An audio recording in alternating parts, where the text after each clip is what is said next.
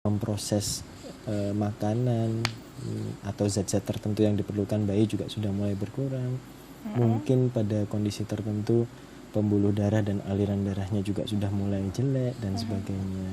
Artinya memang yang sangat disarankan di usia 21 sampai 35 tahun itu. Ya, ya kalau bisa di bawah itu atau di atas itu janganlah hamil lagi.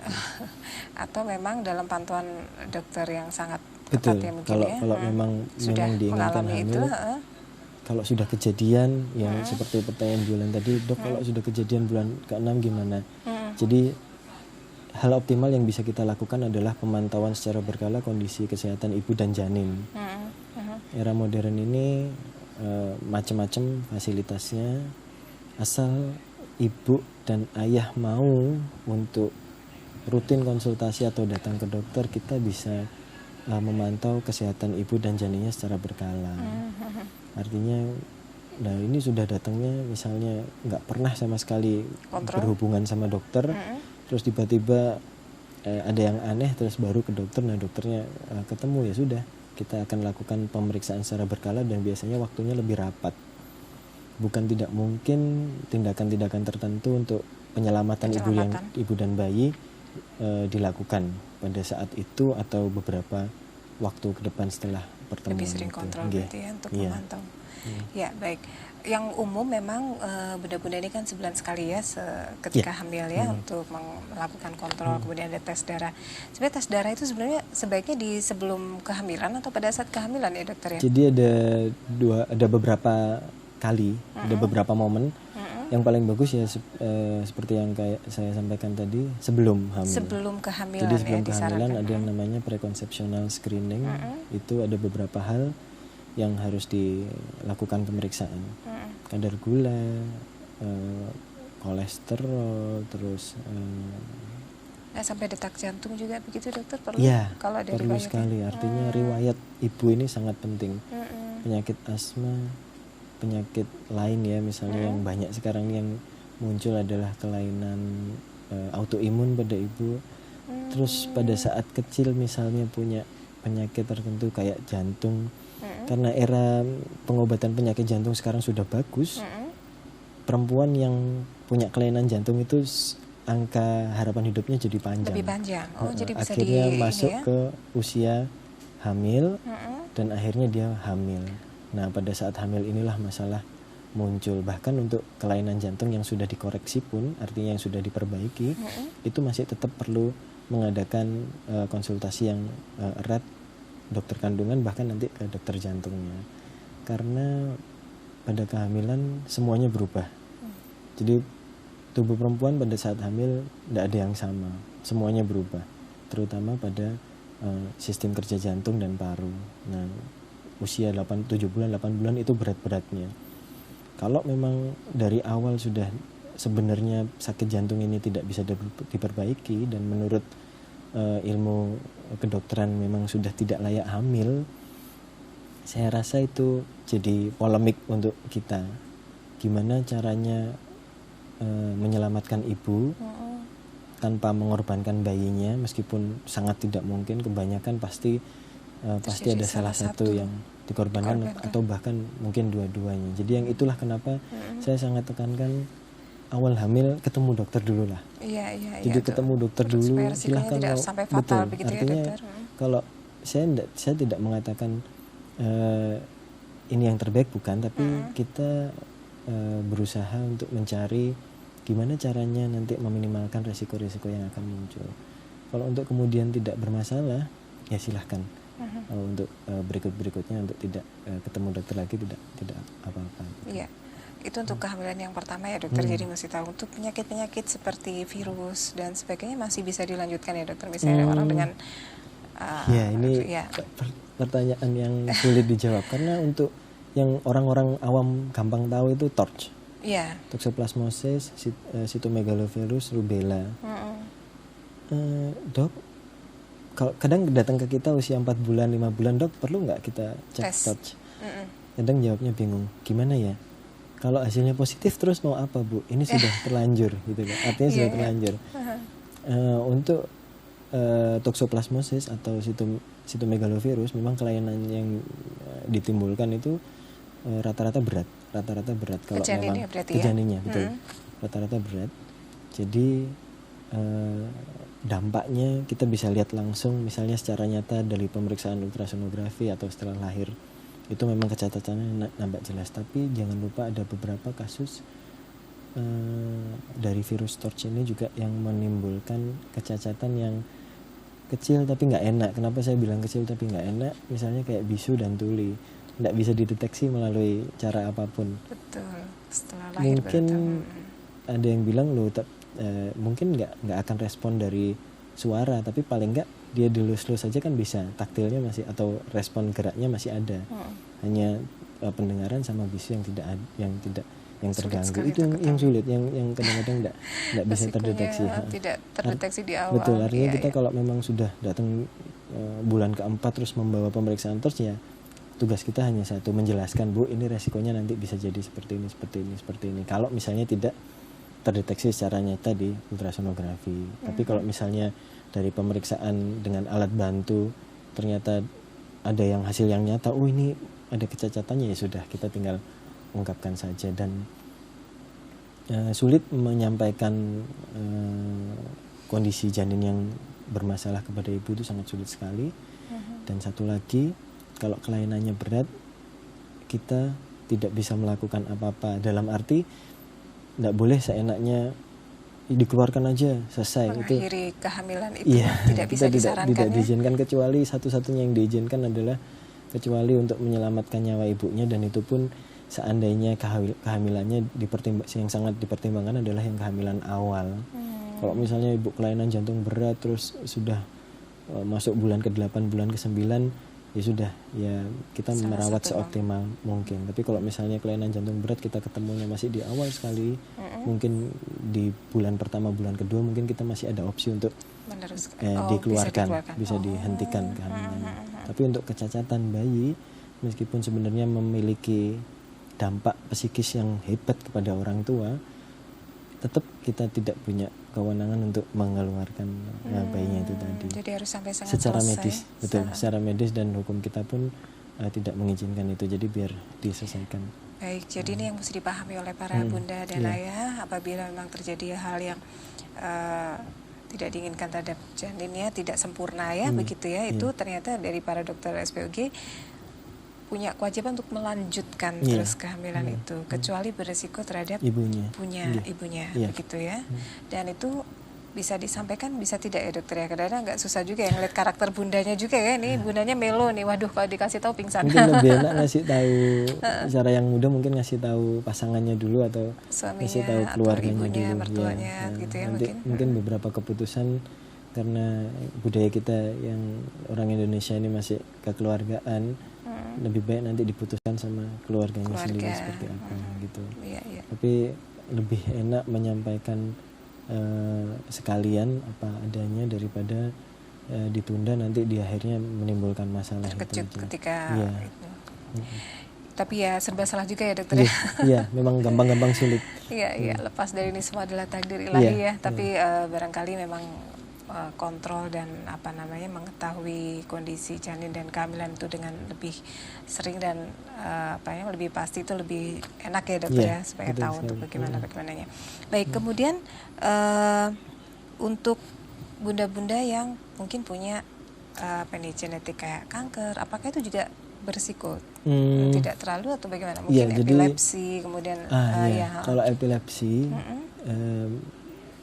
si ibu ini menderita epilepsi, otomatis epilepsi itu kan menurut dunia medis tidak bisa disembuhkan tapi terkontrol sekali. Iya, dikontrol. Sama kayak kelainan darah tinggi atau penyakit gula itu kan tidak bisa disembuhkan, tapi kita bisa kontrol sestabil mungkin atau serendah mungkin. Atau yang terbaru, yang terakhir-akhir ini banyak penyakit autoimun, kita bisa kontrol sekali. Itu pun kalau hamil, ya seperti kata saya tadi, karena ada perubahan di tubuh perempuan yang kita tidak bisa duga. Kadang-kadang pada beberapa penyakit yang seperti asma atau autoimun atau alergi itu mungkin bisa ditekan. Tapi penyakit-penyakit tertentu kayak mungkin epilepsi kita lihat dulu, karena hamil ini stres buat perempuan. Meskipun senang, ada perubahan. Iya, ada perubahan. Meskipun bahagia, tapi tubuh itu rasanya stres. Nah, stres ini yang memicu atau menjadi pemicu untuk terjadinya epilepsi itu tadi. Ada perempuan-perempuan yang punya riwayat sebelumnya atau sakit sebelumnya harus mengungkapkan ke dokter, dan yang kedua harus berkolaborasi antara dokter kandungan dengan dokter syaraf dalam hal epilepsi atau dokter-dokter yang lainnya. Ya, itu wajib karena ini merupakan lebih baik dikerjakan secara bersama-sama. Tidak ada yang lebih paham epilepsi ya dokter syarafnya. Nah, nanti dampak ke anaknya juga harus segera dikomunikasikan ketika akan melahirkan dan sebagainya, itu kita harus komunikasikan sama dokter anaknya. Nanti ibunya menderita gini. Nah, untuk bunda-bunda yang sakit khusus tadi ya, mungkin bawaan atau juga yang tidak bisa disembuhkan, tadi kan harus mengkonsumsi obat terus. Sebenarnya dampaknya apa dokter kalau obat-obat yang dikonsumsi tidak boleh berhenti gitu meskipun dalam kondisi hamil? Bagaimana? Iya, ini juga gampang sulit Bu Ellen. Prinsipnya kalau obat itu sangat diperlukan untuk mencegah tidak munculnya keluhan atau gejala, maka harus dikonsumsi. Meskipun obat-obat tertentu mempunyai kategori yang mampu menimbulkan masalah untuk janinnya.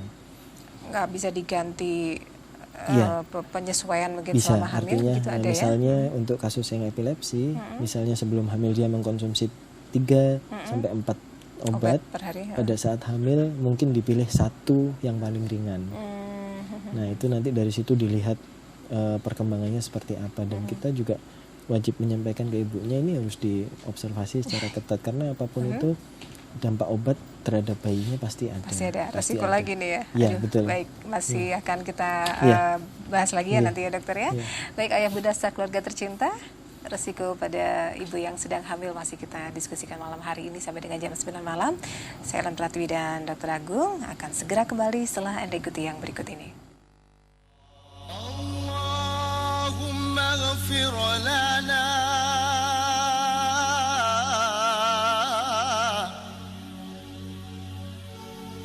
Allahumma ghafir lana ya Ghaffar ya Ghaffar.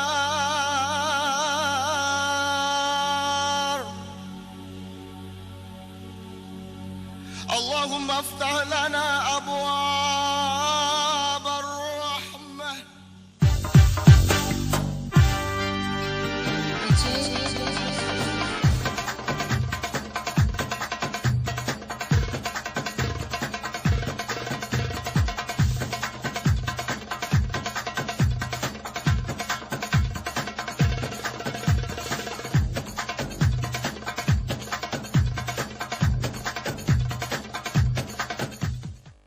Selasa malam Pro 2, saluran digital TVRI Jawa Timur, pukul 20 WIB.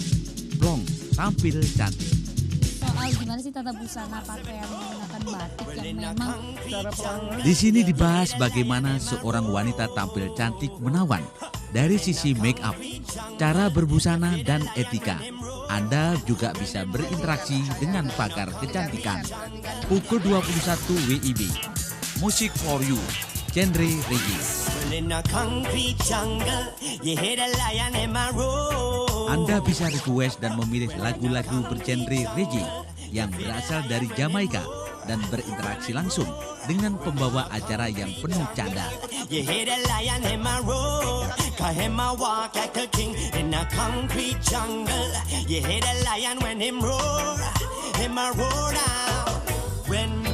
Nonton ya.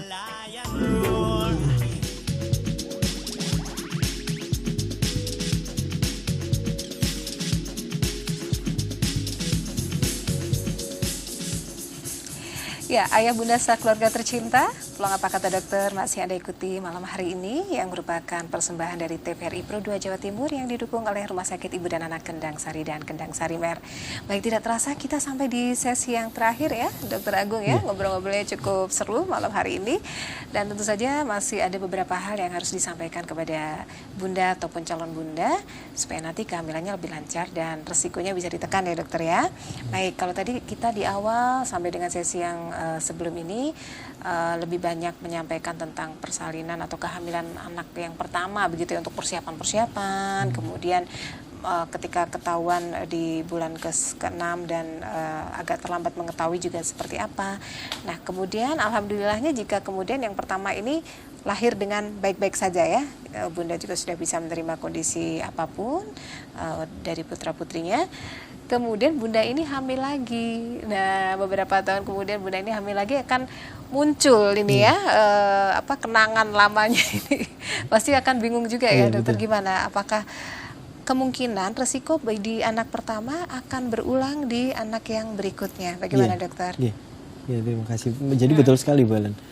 Yang jadi masalah kalau kehamilan yang pernah bermasalah, atau entah itu ibunya atau bayinya bermasalah, nanti untuk kehamilan berikutnya itu orang tua pasti parno itu apa ya, ketakutan sendiri, paranoid. Jadi nanti gimana nih ya, ada masalah lagi atau enggak? Ada kenangan yang agak, betul. Prinsipnya kalau pernah bermasalah pada kehamilan sebelumnya, segera sebelum kehamilan yang akan datang cek.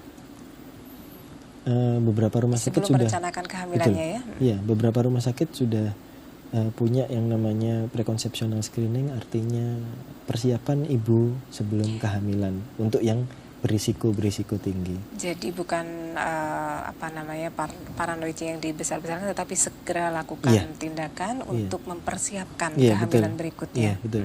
Karena untuk kehamilan yang jadi maaf ya, kecacatan atau keadaan-keadaan tertentu yang terkait dengan gen, terkait dengan kromosom, artinya yang dibawa oleh bapak ataupun ibu, ayah ataupun ibunya, itu memang sedikit sulit.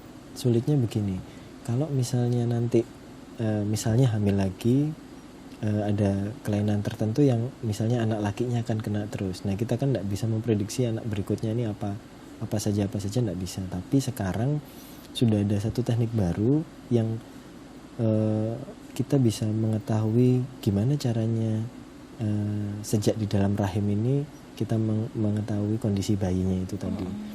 Bahkan untuk negara-negara maju sudah mulai untuk ini, tapi khusus di bayi tabung ya, di bayi tabung.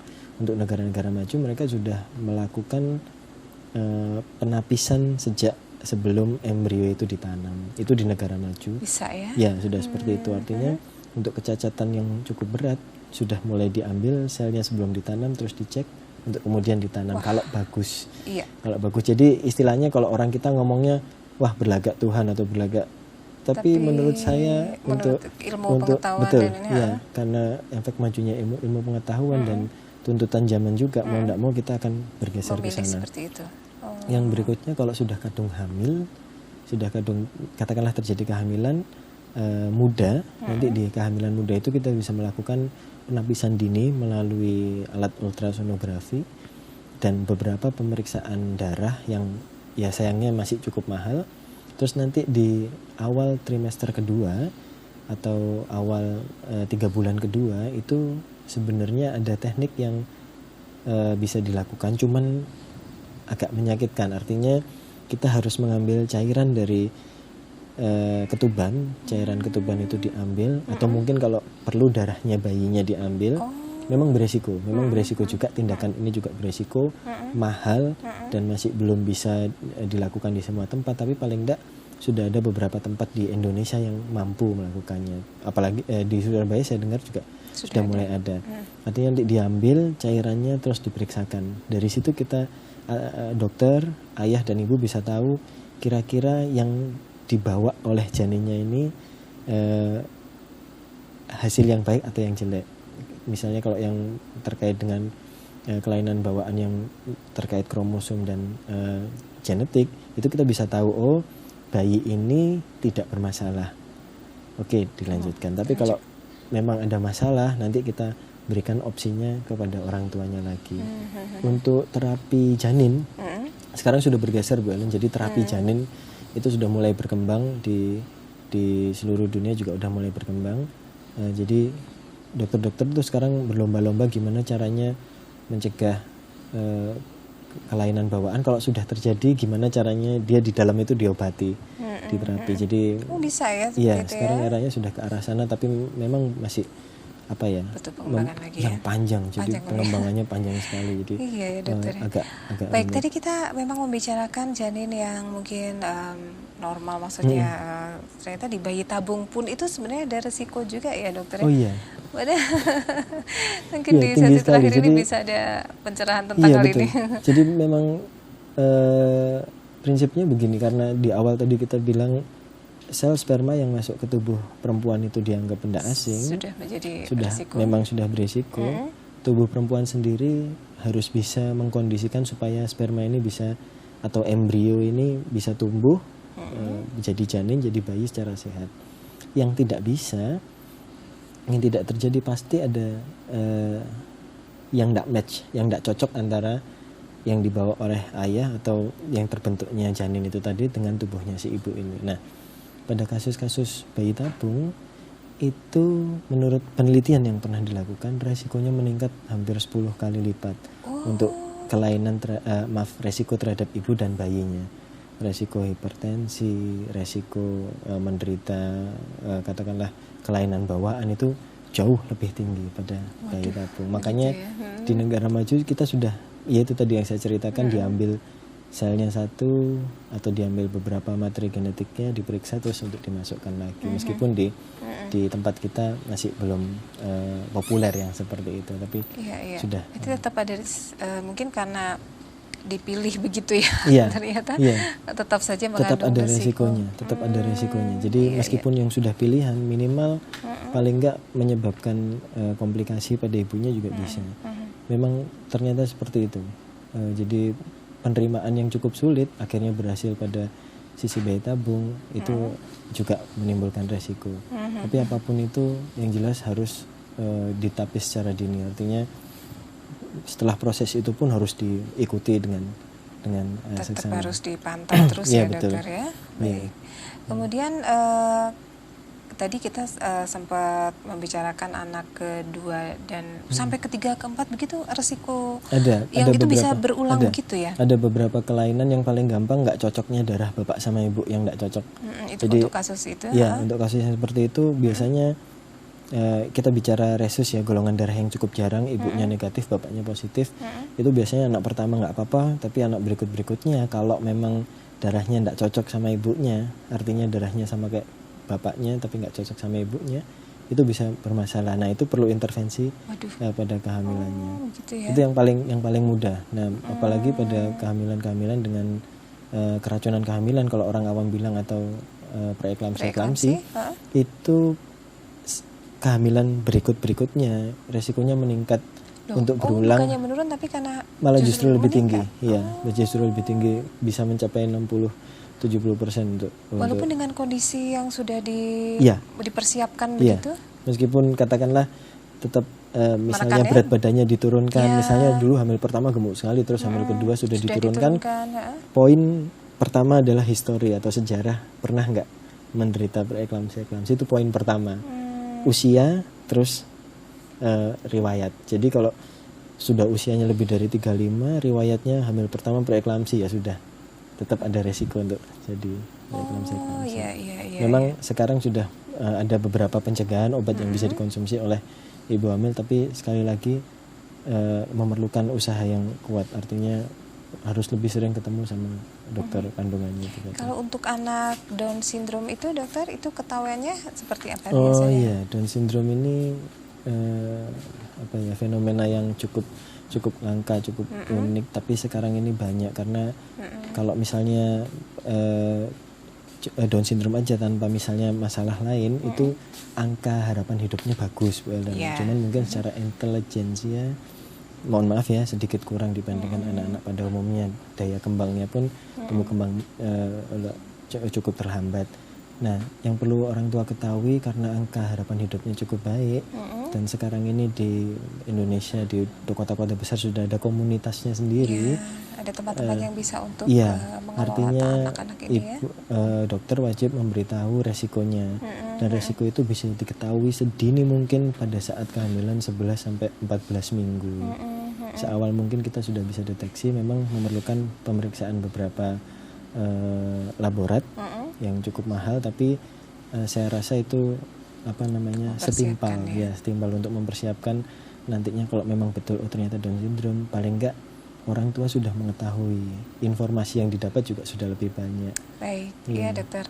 Banyak sekali yang kita bicarakan untuk mempersiapkan ibu hamil dengan berisiko ini ya dokter ya. Mungkin garis merahnya mungkin untuk mengingatkan para bunda itu juga calon bunda supaya lebih siap menghadapi resiko ini, baik resiko yang besar ataupun resiko yang kecil. Bagaimana untuk menutup acara kita jadi ini? Pada prinsipnya semua kehamilan beresiko, entah itu yang resiko rendah ataupun resiko tinggi. Yang resiko rendah pun kadang-kadang di tengah jalan tiba-tiba bisa jadi tinggi. Begitu ya, bisa berubah ya dokter ya? Iya, betul sekali. Dan ini saya mengutip sedikit dari ketua perkumpulan kami obstetri. Angka kematian untuk ibu terutama di Indonesia masih sangat-sangat tinggi.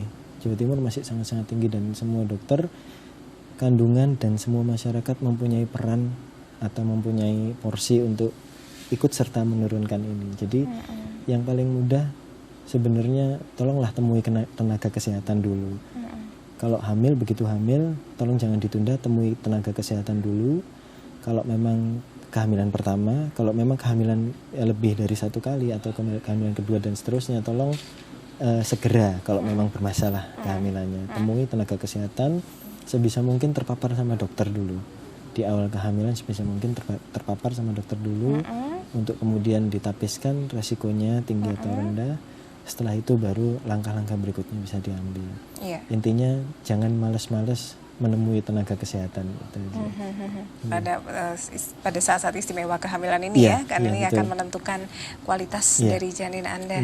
Dan juga mesti jujur, tadi dokter bilang, jadi riwayat apapun dari keluarga, nenek, kakek, semua mesti diceritakan Anda punya penyakit apa, supaya nanti data-data yang dimiliki oleh tenaga medis juga akan lengkap. Nanti akan bisa dipertimbangkan untuk selanjutnya. Baik, terima kasih dokter, banyak sekali yang sudah disampaikan. Mudah-mudahan apa yang sudah dibahas ini bermanfaat bagi bunda dan calon bunda untuk bisa hamil dengan sehat semuanya, melahirkan generasi penerus yang luar biasa. Baik, kita tutup dulu acara ini ya dokter ya. Terima kasih ayah bunda serta keluarga tercinta. Apa kata dokter untuk malam hari ini harus kita akhiri. Terima kasih atas perhatian Anda. Semoga bincang-bincang kita bermanfaat. Kita akan jumpa lagi di episode mendatang. Saya Ellen Pratiwi dan Dr. Agung Sunarko SPOG undur diri. Selamat malam. Sampai ketemu lagi di episode selanjutnya. Assalamualaikum warahmatullahi wabarakatuh.